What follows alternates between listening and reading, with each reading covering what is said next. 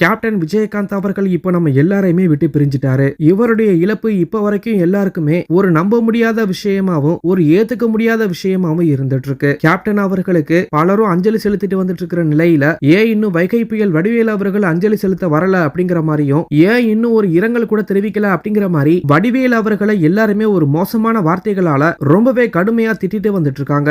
இதுக்கு இப்ப வடிவேலு அவர்கள் பேசியிருக்கிற சில விஷயங்கள் தான் ஒட்டுமொத்த எல்லா தமிழக மக்களுக்கும் நீ எல்லாம் ஒரு மனுஷனா அப்படிங்கிற மாதிரி தான் ஒரு கோவத்தையும் ஆத்திரத்தையும் ஏற்படுத்தி இருக்கு. ஒரு மனிதனுடைய இழப்புக்கு எவ்வளவு பெரிய கூட்டங்கள் வந்து சேர்ந்திருக்கு அப்படின்னா அந்த மனிதன் எந்த அளவுக்கு எல்லாருடைய மனசுலையும் நின்றுப்பாரு அப்படிங்கிற விஷயம் தான் எல்லாருக்குமே பிரமிப்பா இருந்துட்டு இருக்கு. நம்ம கேப்டன் விஜயகாந்த் அவர்களும் வைகை புயல் வடிவேலு அவர்களும் நிறைய படங்கள்ல சேர்ந்து இணைஞ்சு நடிச்சிருக்காங்க. ஆனா ஒரு கட்டத்துல இருவருக்குமே மோதல் ஏற்பட்டு அதுல இருந்து இருவருக்கும் விரிசல் ஏற்பட்டிருக்கு. இந்த விஷயத்துல கேப்டன் அவர்கள் மேல எந்த ஒரு தப்பும் இருக்காது அப்படிங்கிறது கண்டிப்பா 100% நம்ம எல்லாருக்குமே தெரிஞ்ச விஷயமா தான் இருக்கு. இந்த விரிசலுக்கு பிறகு வடிவேலு அவர்கள் பல மேடைகள்ல வந்துட்டு கேப்டன் அவர்களை தகாத வார்த்தைகளாலும் ரொம்பவே கொச்சையான வார்த்தைகளாலும் மிக கடுமையா திட்டி தரக்குறைவா பேசியிருக்காரு. ஆனா இதுக்கு மாறா கேப்டன் விஜயகாந்த் அவர்கள் ஒரு இடத்துல கூட வடிவேலு அவர்களை விட்டு கொடுக்காம அவரை பத்தி ஒரு வார்த்தை கூட இதுவரைக்கும் தவறா பேசியதே இல்ல. இதுதான் கேப்டன் அவர்களுக்கும் வைகை புயல் வடிவேலு அவர்களுக்கும் இருக்க வித்தியாசம். இன்னும் சொல்லணும் அப்படின்னா ஒரு சில சினிமா மேடைகள்ல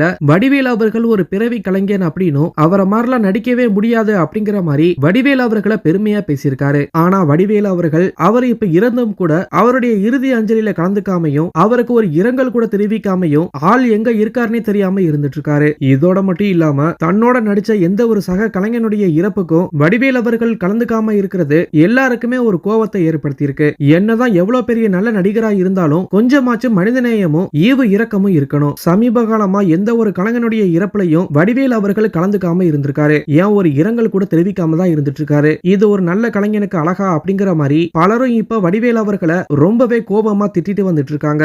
இன்னும் சிலர் வந்துட்டு சென்னையில யாராவது ஒரு நடிகர் இறந்து போயிட்டா உடனே அவர் மதுரைக்கு போயிருவாரு அப்படிங்கிற மாதிரியும் மதுரையில யாராவது நடிகர் இறந்துட்டா உடனே அவர் சென்னைக்கு வந்துருவாரு அப்படிங்கிற மாதிரி சில செய்திகள் சமூக வலைதளத்துல பேசப்பட்டு வந்துட்டு இருக்கு. உண்மையாவே ஒரு நல்ல மனிதராகவும் ஒரு நல்ல கலைஞனாகவும் இருந்தா இந்நேரத்துக்கு ஓடோடி வந்து இறுதி அஞ்சலியில கலந்துகிட்டு இருப்பாங்க. ஆனா இவர் ஏதோ சில வன்மங்களை மனசுல வச்சுக்கிட்டு அமைதி காத்து வந்துட்டு இருக்கிறது மக்களாகிய எல்லாருக்குமே இவரெல்லாம் ஒரு நல்ல கலைஞனா அப்படிங்கிற மாதிரி ரொம்பவே கோபமா திட்டிட்டு வந்துட்டு இருக்காங்க. கேப்டன் விஜயகாந்த் அவர்கள் செஞ்ச நல்ல விஷயங்கள்னாலதான் இன்னைக்கு அவரை பார்க்கறதுக்காக கோடான கோடி பேர் வந்துட்டு இருக்காங்க. குறிப்பா சொல்லணும் அப்படின்னா சென்னையில போக்குவரத்து நெரிசல் ஏற்பட்டு சென்னையே ஸ்தம்பிச்சு போயிருக்கு. அந்த அளவுக்கு லட்சக்கணக்கான ரசிகர்களுடைய மனசுல இடம் பிடிச்சு ஒரு நல்ல மனிதரா எல்லாருடைய மனசுலயுமே சேர் போட்டு உட்கார்ந்திருக்காரு. இதுக்கெல்லாம் காலம் பதில் சொல்லும் அப்படிங்கிற மாதிரி பலரும் இப்ப அவங்களுடைய கருத்துக்களை தெரிவிச்சுட்டு வந்துட்டு இருக்காங்க. வடிவேலு அவர்கள் இன்னும் இந்த இறுதி அஞ்சலியில கலந்துக்காம இருக்கிறத பத்தின உங்களுடைய கருத்துக்களை கீழே இருக்கிற கமெண்ட் பாக்ஸ்ல போஸ்ட் பண்ணுங்க.